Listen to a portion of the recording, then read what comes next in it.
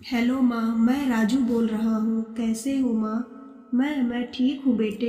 ये बताओ तुम और बहू दोनों कैसे हो?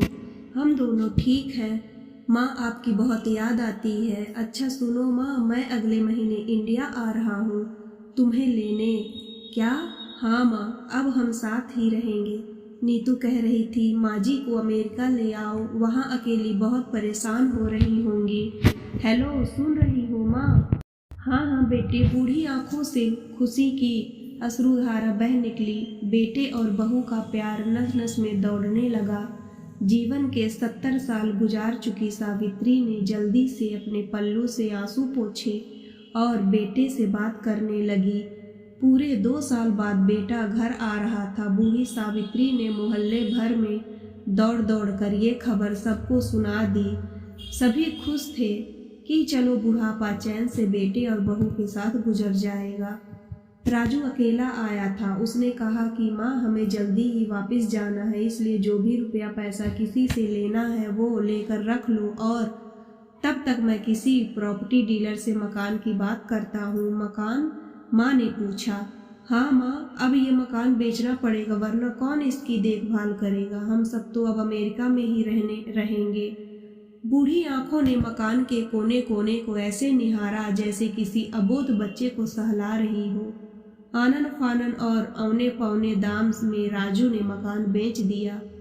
सावित्री देवी ने वो जरूरी सामान समेटा जिसे उनको बहुत ज्यादा लगाव था। राजू टैक्सी मंगवा चुका था। एयरपोर्ट पहुंचकर राजू ने कहा, माँ तुम यहाँ बैठो, मैं अंदर जाकर सामान की जांच और बोर्डिंग और वीजा का काम निपटा लेता हूँ। ठीक है बेटे। सावित्री देवी वहीं पास की बेंच पर बैठ गई।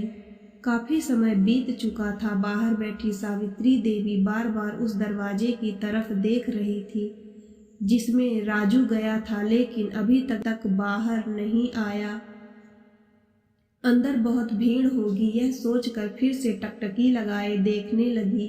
अंधेरा हो चुका था। एयरपोर्ट के बाहर गहमा गहमी कम हो चुकी थी। माँ जी, किससे मिलना है? एक कर्मचारी ने वृद्धा से पूछा।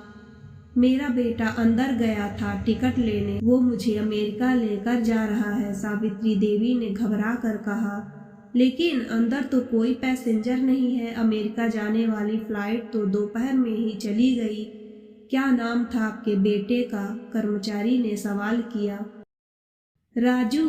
सावित्री के चेहरे पे चिंता की लकीर उभर आई। कर्मचारी अंदर गया और कुछ देर बाद बाहर आकर बोला, माँ जी, आपका बेटा राजू तो अमेरिका जाने वाली फ्लाइट से कब का जा चुका। क्या? वृद्धा की आंखों से आंसुओं का सैलाब फूट पड़ा। बूढ़ी माँ का रोम रोम कांप उठा।